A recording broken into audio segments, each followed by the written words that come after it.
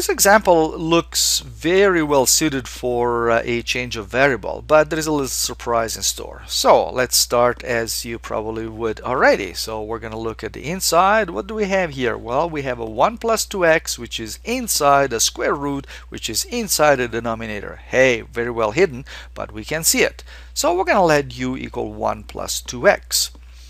So if we do that, we're going to end up with du, the differential, being equal to 2 dx. Therefore, our integral, I'm skipping steps here, but hopefully by this time you can follow along.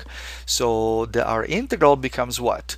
Well, the x, we don't know what to make of it. Hopefully it's going to be simplified. The denominator becomes just the square root of u, which we're going to write as u to the 1/2, and the x becomes du over 2.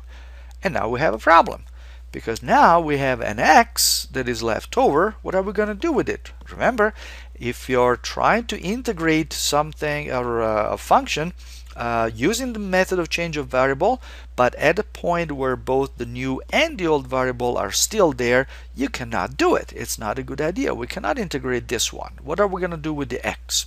Well, in this case, there is something we can do. What we're going to do is we're going to go back to the original substitution. We said that u was equal to 1 plus 2x. Well, that means that x is going to be equal to u minus 1 over 2. Well, we can use this one as the value for x, so that we're going to change our integral to something which is entirely in terms of u. So let's do that. So if you do that, now it ends up being the integral of u minus 1 over u to the 1/2.